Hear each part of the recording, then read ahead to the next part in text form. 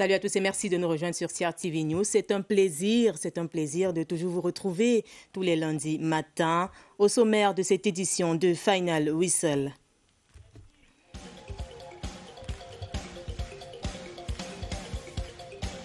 L'arrivée d'une délégation de la Confédération africaine de football ce lundi à Yaoundé.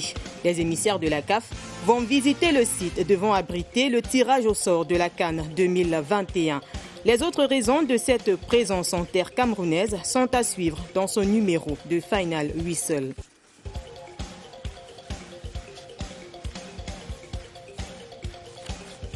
Et toujours en football, la liste de Conceição est officielle. 36 lions indomptables ont été convoqués par le coach Antonio Conceição pour un stage qui débute le 31 mai prochain. Voilà pour les titres.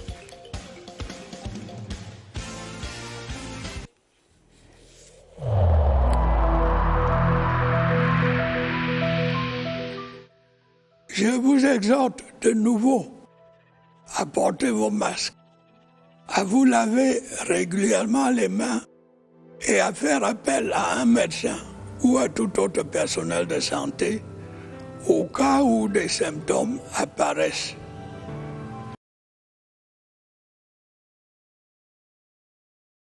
C'est le seul moyen de préserver les vies et de freiner la propagation du virus.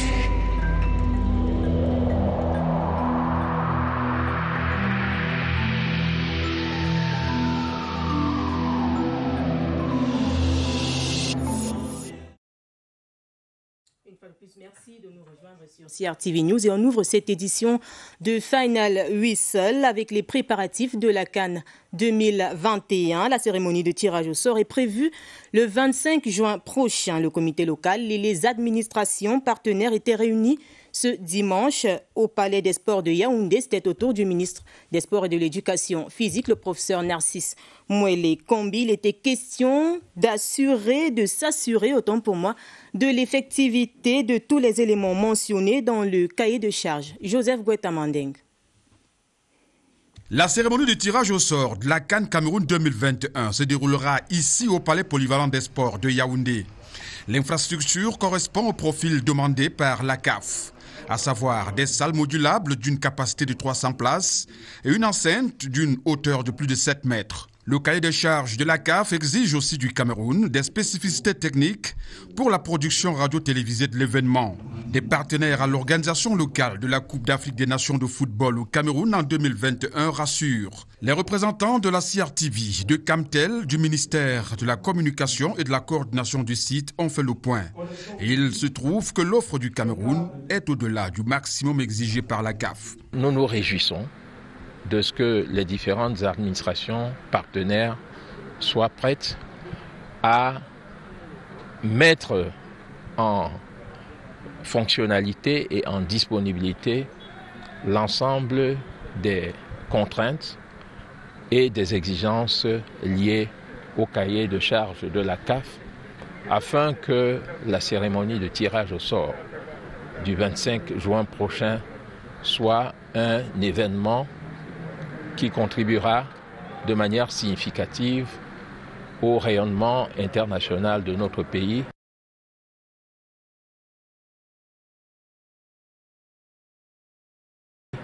Une simulation de ce que sera le Palais polyvalent des sports de Yaoundé le 25 juin prochain est faite à travers une projection en salle.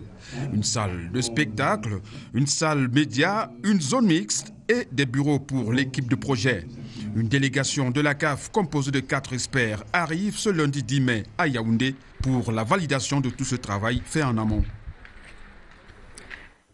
Merci Joseph Gouetta-Mandeng. Et avant cette réunion, le patron des sports s'est rendu dans la région du Nord. Objectif, visiter les établissements hôteliers et les différents stades de la cité capitale du Nord. Retrouvons là-bas Oumarou Sanda.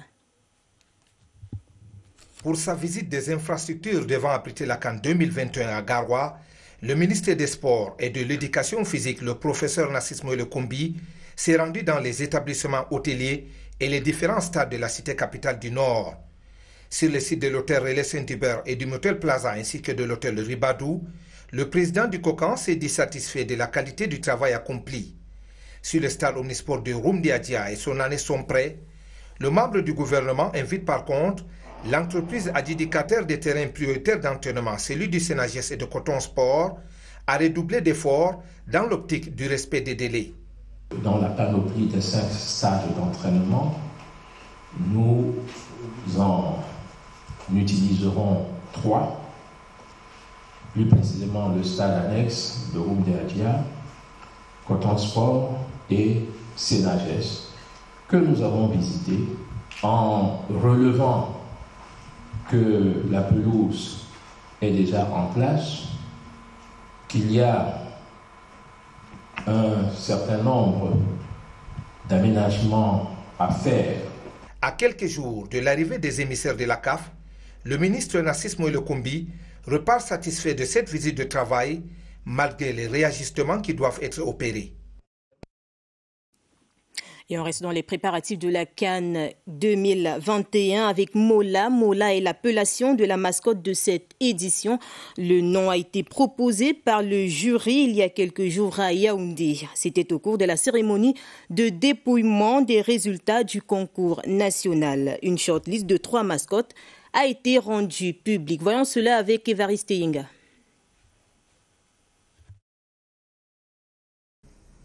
Mola, M-O-L-A, le nom de la mascotte de la CAN 2021 a été proposé par le jury du concours national et validé par le président du COCAN.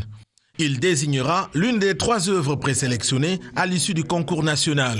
Mola, selon le professeur Janta Bimanga, signifie oncle et par extension frère, ami, copain. Quant à l'hymne, 3 propositions ont été présélectionnées après avoir obtenu les notes de 73,59 sur 100, 73,06 sur 100 et 71,71 sur 100. Ce sont des hymnes qui reflètent à la fois l'amour du football, l'amour de la patrie Afrique, l'amour de la patrie Cameroun. Après les résultats des concours, d'autres étapes précèdent le dévoilement final. Nous procéderons à une grande cérémonie spectacle au cours de laquelle ces œuvres seront dévoilées au grand public. Le nom Mola est connu, mais son visage reste sous anonymat. Idem pour les œuvres de la shortlist. La présentation officielle est prévue autour du 15 mai prochain. Ce sera en direct à la télévision. Et toujours en football, on parle des 36 lions indomptables convoqués par le coach national Antonio Conceição pour un stage qui débute le 31 mai prochain et va s'achever le 15 juin 2021. La liste a été rendue publique mercredi dernier. Elle est composée des habitués de la sélection, mais aussi de nouveaux visages que je vous invite à découvrir à travers Merlin Kamla. Davis Epassi, 28 ans, fait son entrée dans la tanière des Lions indomptables. Le franco-camerounais, sociétaire de Passe-Lamur en Grèce, a encaissé 19 buts en 20 matchs cette saison. Il devra donc apprendre aux côtés des habitués tels que Fabrice Ondoa et Simon Mosola, mais aussi Jean Efala d'Aqua Unit au Nigeria et Blondine Oke de Stoke City en Angleterre. En défense, Tony Conceição donne la possibilité à Duplex Chamba, Lyon U23 et sociétaire de Strom Concept en Norvège de briller à l'équipe A. Jean-Claude Billon, 27 ans, défenseur de Hatay Sport en Turquie, se voit ouvrir les portes de la sélection nationale. Léa Siliki, 24 ans, est aussi convoqué par le technicien portugais pour la première fois. Le milieu du Stade Rennais, en France, réalise une belle performance depuis le début de la saison avec un bon temps de jeu. Il pourra combiner avec Meyapa Foguin de Fauve-Azur, Jean Onana de Royal Excel en Belgique ou encore des ténors tels que Zambo Anguissa, Koundé Malon. Ce n'est pas la première fois que John Merry est convoqué en sélection nationale. Sociétaire de Abispro au Japon, en provenance de la Chine, l'attaquant de 28 ans, nigérian d'origine, avait choisi de jouer pour le Cameroun et a vu le tribunal trancher en sa faveur en mars dernier. Un atout pour une pluie de buts aux côtés de Choupo-Moting, Stéphane Baokan ou encore Martin Akwa-Somo, la révélation du Chan Total 2020, aujourd'hui sociétaire du FC Rica en Lettonie. Et à la suite de Merlin Kamla, je vous propose un extrait du sélectionneur des Lions indomptables, Antonio Conceição. Il s'exprime sur le choix de cette liste. La liste a été lancée avec 36 noms d'une préliste, toujours dans les mêmes critères, c'est-à-dire la qualité, ceux qui ont la plus de capacité à représenter la sélection au jour d'aujourd'hui. Pour la qualification de la CAN, on avait deux objectifs très clairs. C'était le premier, finir premier du groupe, ce qui a été atteint. Et le deuxième, c'est de voir le maximum de joueurs potentiellement avec du potentiel pour venir représenter la sélection. Tous les joueurs sont importants. On parlait du cas de Onana, on a eu son problème pour son histoire de doping malheureusement. On a aussi l'absence de Ambroise Bitolo, qui est quelqu'un de très important aussi lui que André au sein du groupe, au sein du pays. On a un réel problème du côté gauche de la défense au jour d'aujourd'hui, je ne le cache pas. Et dans les buts, on a appelé d'autres gardiens, on continue à appeler Ondoa, qui est quand même champion d'Afrique. On a appelé Passy, tout simplement. C'est un binational, comme vous l'avez dit. Tout simplement, c'est des joueurs qui ramènent de la qualité et qui ramènent aussi de la compétitivité. Et on parle à présent du championnat Elite One avec Union Sportive de Douala qui a infligé une première défaite de la saison à PWD de Bamenda, 2-0 à la fin de la rencontre, comptant pour les 11e journées du championnat national. C'est une victoire importante pour Union jusqu'ici qui était au bas du classement du groupe A. Je vous propose de revivre les temps forts de cette rencontre avec Robert Badjek. Après AS Fortuna la semaine dernière, c'est au tour de PWD de Bamenda de goûter aux fruits amers de la défaite. Invaincus jusqu'ici en championnat, les Abakwa Boys ont plié les chines face à un Union de Douala transfiguré à domicile. Première alerte pour les Nassara dès la 10e minute, Serge Andoulo, très actif sur le côté gauche, sert un caviar dévié par son coéquipier, malheureusement la balle, effleure le montant gauche du portier des visiteurs. À la 13e, Chokote Wadji ouvre la marque pour Union de Douala. Moins de 10 minutes après, Maxime Bassogok, le frère de l'autre, virevoltant dans cette partie, sale l'addition sur un exploit individuel, mais grâce également à une bourde, Tachou Kerido. Attention, pour le couloir gauche, il est passé la frappe aussi, c'est le deuxième but. Deuxième but pour l'Union Sportive de Douala. Les tentatives de PWD sont trop timides pour inquiéter la défense solide d'Union, ce qui a le don d'agacer l'entraîneur David Pagou. Union continue de pousser, le score ne change pas jusqu'au coup de sifflet final. Les Nassara, malgré leur victoire, demeurent 10e du groupe A, mais à égalité de points avec Edding, le premier non relégable. Edding Sport, justement, a été battu 2-0 par Yafoot. Victoire également pour Stade Renard qui s'est imposé 1-0 face à Dragon de Yaoundé. C'est la fin de cette première partie de Fan à lui seul. Je vous retrouve juste après le flash d'information.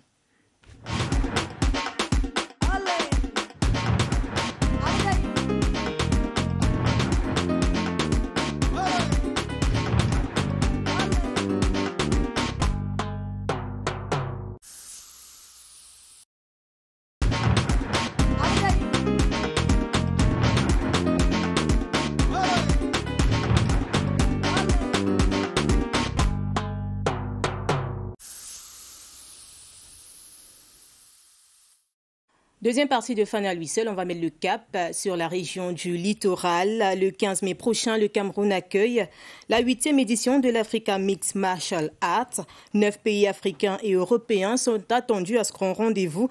Les Lyonnais lions de cette discipline, quant à eux, sont en stage dans la ville de Douala. Monique Félicité Chuan. Sont venus de plusieurs régions du Cameroun. 15 athlètes en tout, 13 messieurs et 2 dames. Les meilleurs produits du MMA au Cameroun. Il y a l'athlète Ngou Mefire, qui fut le seul médaillé en Afrique en 2019 au championnat du monde au Bahreïn, où il a ramené la 3e place, médaille de bronze.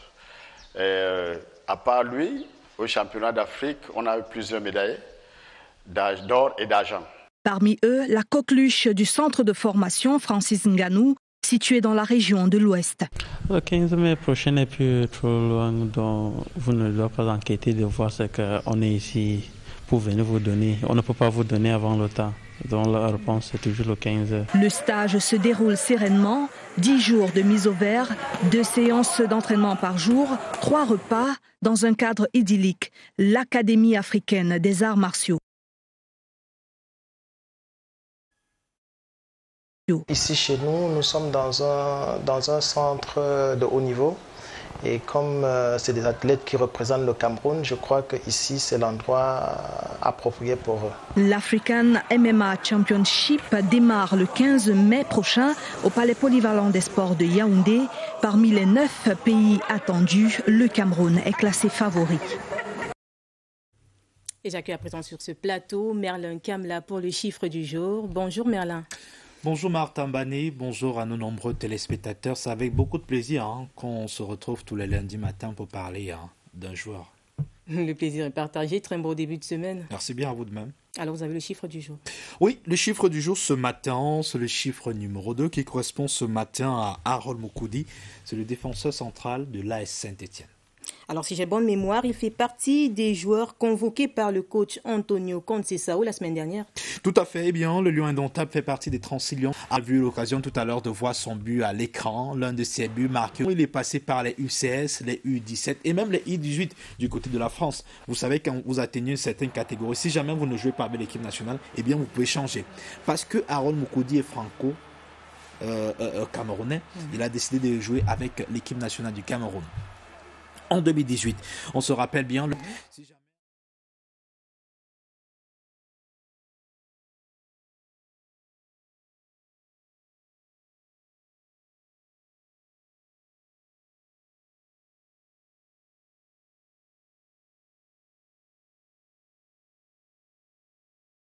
Mais rassurez-nous que si jamais il est convoqué, il sera sur pied.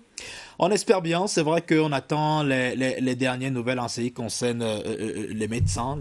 Hier, il est sorti.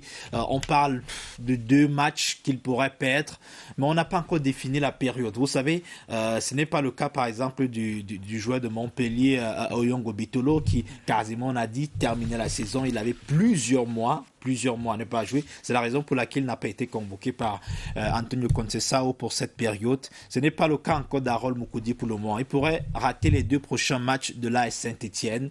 Mais de là à la CAN 2021 qui se jouera en 2022, il y a encore assez de temps pour que le joueur se rétablisse et puisse porter la défense camerounaise. Merlin, lui, c'est une très bonne guérison. Tout à fait, très bonne guérison à Harold Moukoudi, le joueur de Saint-Étienne, 23 ans seulement, 1m91. C'est véritablement une barrière pour contrecarrer les attaques qui viendraient côté camerounais. Tout à fait, Merlin Kamla, et on vous raccompagne avec les tirages au sort des éliminatoires de la CAN féminine 2022. Merlin, la cérémonie aura lieu ce lundi, c'est au Caire.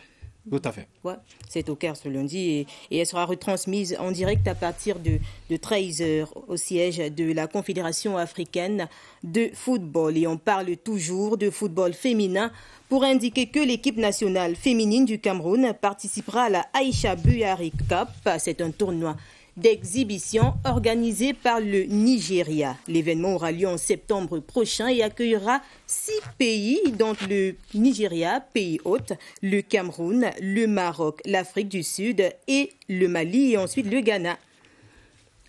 Et on va se quitter avec cet hommage rendu à Patrick Ekeng. Patrick Ekeng est décédé le 6 mai, c'était un 6 mai 2016, des suites d'une crise cardiaque. Ses coéquipiers ont tenu à lui rendre un dernier hommage que vous pouvez voir en image. Et c'est la fin de cette édition de Final Whistle. Merci de l'avoir suivi.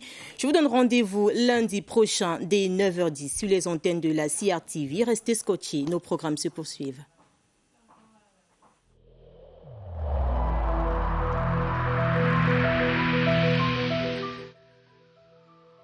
Malgré nos efforts, le Covid-19 a endeuillé de nombreuses familles et provoqué de graves difficultés dans le fonctionnement de notre économie.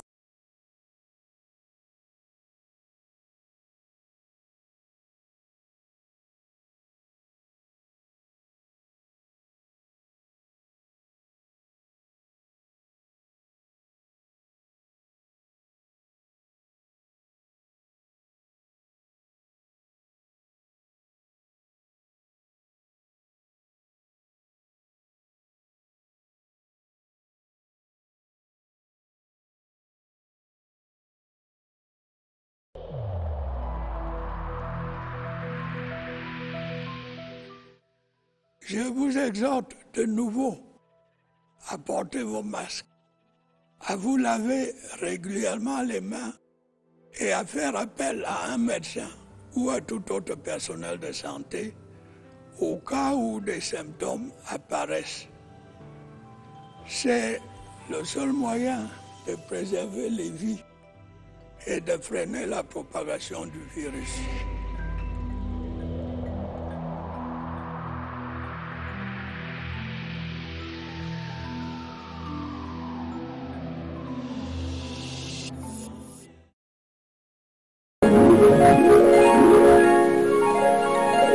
CRTV News, ici, toute l'info.